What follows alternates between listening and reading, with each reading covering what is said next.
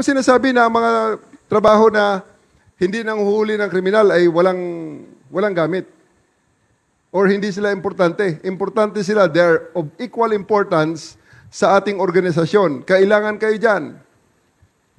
Admin support, yung mga, kung ano nating mga iba-iba pang mga trabaho na ginagawa natin sa PNP, kailangan yan.